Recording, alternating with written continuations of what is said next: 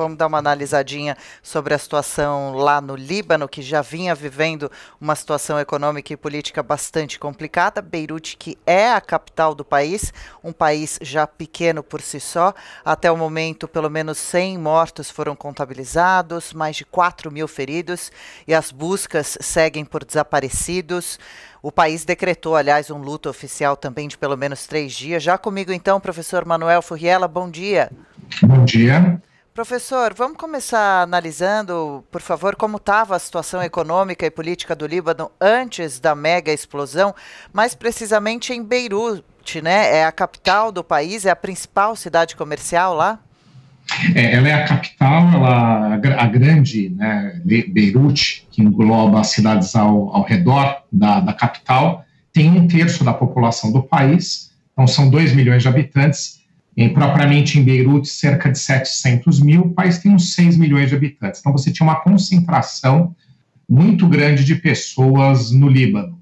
E o Líbano, historicamente, é um país que tem sofrido grandes problemas, né, porque ele tem grupos de insurgentes que se indispõem com a existência do Estado de Israel e estão localizados dentro do território libanês, né, que é o caso mais notório é do Hezbollah, do grupo Hezbollah, que no Líbano é conhecido como um grupo político e um grupo que organiza atividades de assistência social, só que para Israel e para alguns outros países do mundo, Canadá e alguns outros, é um grupo terrorista. Então, eles têm esses grupos dentro do seu país. O Líbano também, nos últimos anos, por conta da guerra da Síria e conflitos ali na região do Oriente Médio, ele recebeu um grande fluxo de refugiados. Então, há uma proximidade do Líbano com a Síria e com outros países que têm problemas de guerra civil ali na região. Ele recebeu, o que agravou muito a sua condição social.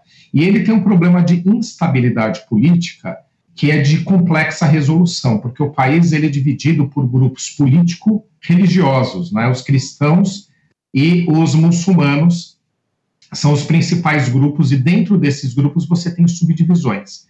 Então, o que eles acertaram alguns anos atrás? Que iam dividir o poder. Então, o presidente é sempre de uma linha, né, religiosa, o primeiro-ministro de outra, há uma divisão no parlamento, e isso pareceu perfeito quando foi criado, mas não tem funcionado bem. Por quê? Porque não se trouxe pessoas com talento administrativo, com capacidade administrativa para essa composição, e sim líderes religiosos de pouca habilidade em gestão e que acabam disputando o poder ao invés de equilibrar. O resultado disso foi uma grave crise econômica, a maior da história do Líbano, ainda antes da pandemia. Vindo a pandemia, as consequências no sistema de saúde pública do Líbano, já debilitado economicamente, foram desastrosas. Os hospitais estão sobrecarregados e a economia, que já ia muito mal ano passado por conta dos fatores que eu mencionei principalmente, este ano se agravou ainda mais. E aí tivemos ontem essa tragédia. Esse é o cenário geral, né, de um país muito debilitado. Uma situação realmente, então, para lá de preocupante, hein?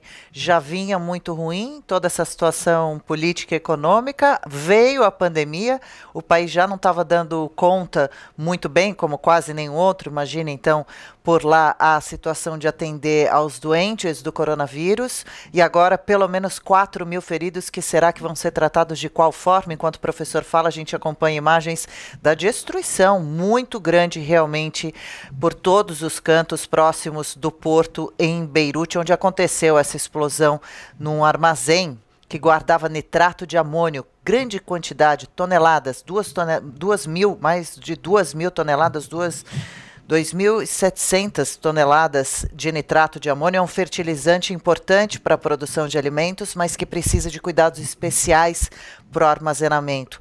Tragédia parecida já aconteceu nos Estados Unidos, no Texas, quando 581 pessoas pelo menos morreram, 5.000 ficaram feridas num armazém que também guardava mais de 2.000 toneladas do nitrato de amônio. Aconteceu tragédia também parecida na França e na China.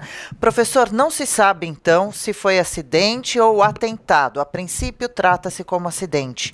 O país tem condições e recursos agora para proceder essas investigações? Vale lembrar então, como o professor estava falando para a gente, é um país que já tem tensões históricas com Israel e esse grupo político radical Hezbollah. Algumas fontes de notícias dão conta que existe uma suspeita de que o local seria um armazém também para guardar armas do Hezbollah. Israel nega qualquer tipo de atentado. Como fica agora, professor, essas investigações?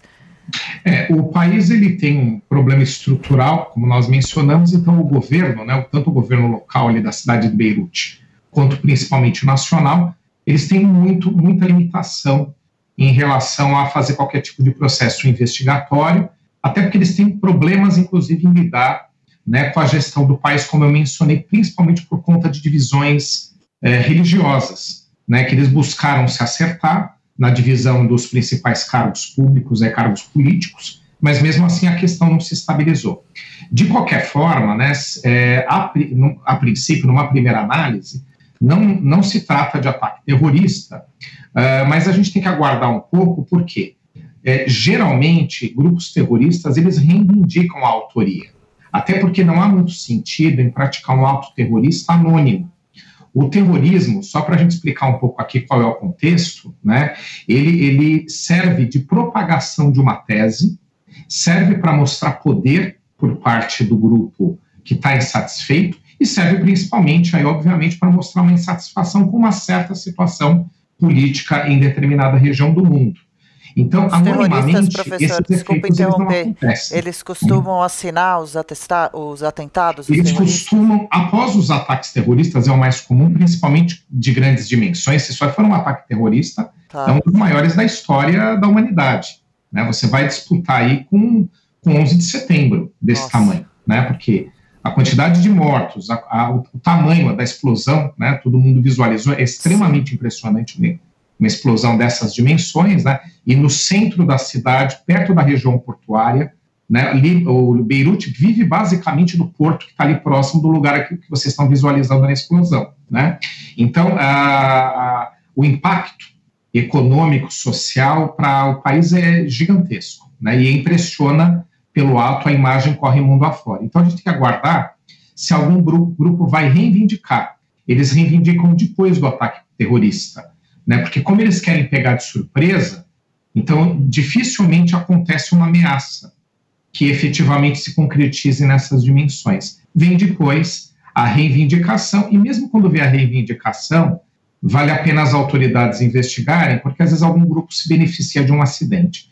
Mas aqui, acredito que nas próximas horas a gente vai ter essa certeza, né? Eu acho estranho, mesmo o Líbano sendo um país instável, e sendo sede do Hezbollah, que é um grupo, como eu mencionei, que para alguns países é considerado um grupo terrorista, o que ele não é considerado no Líbano, ele praticar um ato desses justamente no estado que lhe dá guarida, que lhe dá proteção, né? Então, onde ele, inclusive, é bem visto por parte da população por conta de serviços que ele presta, serviços sociais principalmente, de assistência. Então, eu acho improvável.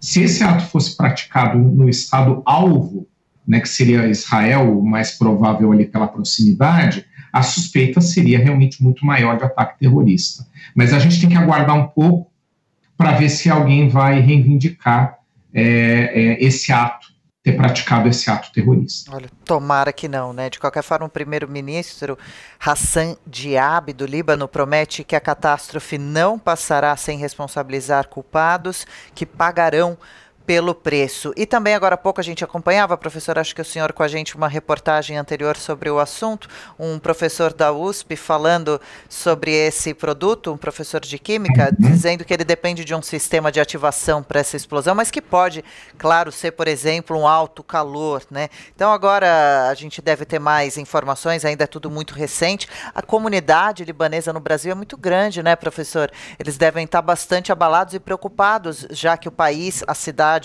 de Beirute é pequena, né, e muitas pessoas realmente ficaram feridas. Para a gente encerrar, professor, de que forma esse golpe dificulta, então, agora ainda mais a situação do país? Esse incidente pode atrasar muito as melhorias planejadas, hein?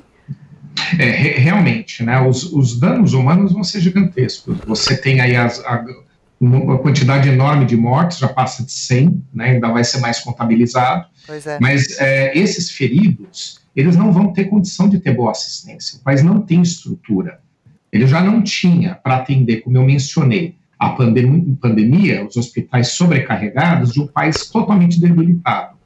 E nós imaginamos, então, agora, como é que essas pessoas vão ser atendidas? Então, é urgente um auxílio internacional neste primeiro momento para atender os feridos. Esse é o principal, não tenho dúvida em relação a isso. E, em termos econômicos, o prejuízo é enorme, né, inclusive porque esse tipo de situação afasta investimentos a investidores estrangeiros, e o país ele não tem condições, né, para contrair empréstimos internacionais ou condições orçamentárias para fazer frente à reconstrução do que, né, foi danificado durante essa explosão, que é uma região muito maior do que aparece na imagem, por conta principalmente de que foi repercutido em boa parte da cidade. Então, a destruição, em termos físicos, ela é muito maior do que a gente possa imaginar.